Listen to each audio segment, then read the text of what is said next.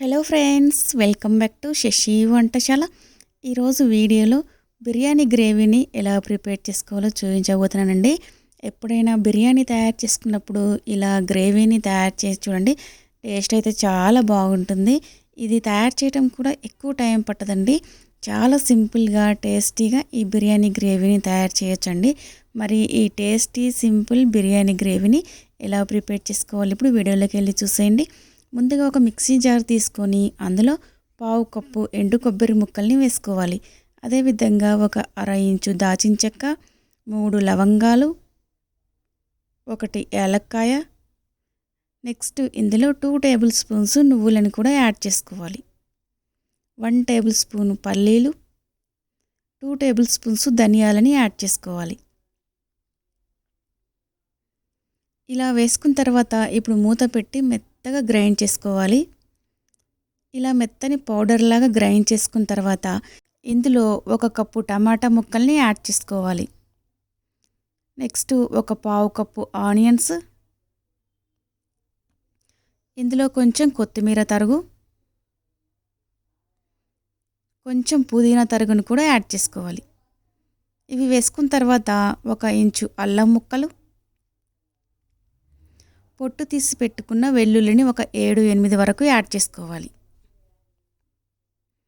ఇవి వేసుకున్న తర్వాత ఇందులో 1 టేబుల్ స్పూన్ కారం, రుచికి సరిపడినంత ఉప్పు, ఇప్పుడు మూత పెట్టి అవసరానికి తగినట్లుగా వాటర్ని యాడ్ చేసుకుంటూ ఇలా మెత్తగా గ్రైండ్ చేసుకోవాలి.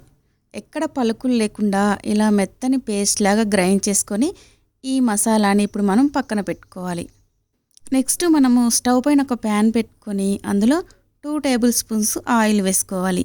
ఆయిల్ హీట్ అయిన తర్వాత ఇందులో 1 టేబుల్ స్పూన్ పోపు దినుసులను వేసుకోవాలి. నెక్స్ట్ ఇందులో 1 టీ స్పూన్ షాజీరా, అదేవిధంగా ఒక యాలక్కాయ, 3-4 లవంగాలు, ఒక అర ఇంచు దాచిన చెక్కను కూడా వేసుకోవాలి.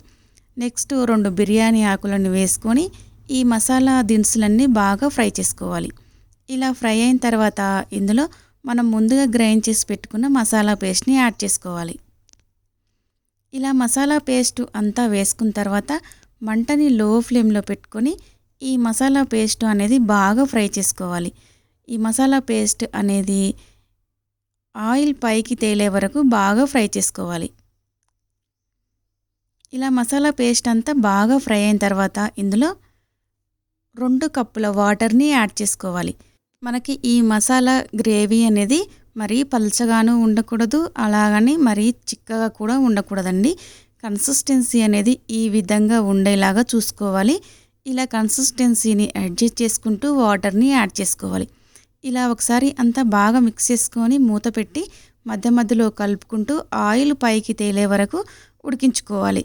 ఇలా ఆయిల్ పైకి తేలే వరకు ఉడికిన తర్వాత చివర్లో కొంచెం కొత్తిమీర తరుగుని యాడ్ చేసుకొని ఒకసారి అంతా బాగా మిక్స్ చేసుకొని 1 నిమిషం పాటు లో ఫ్లేమ్లో పెట్టి ఉడికించుకొని సర్వింగ్ బౌల్లోకి తీసుకొని సర్వ్ చేసేసుకోవడమే.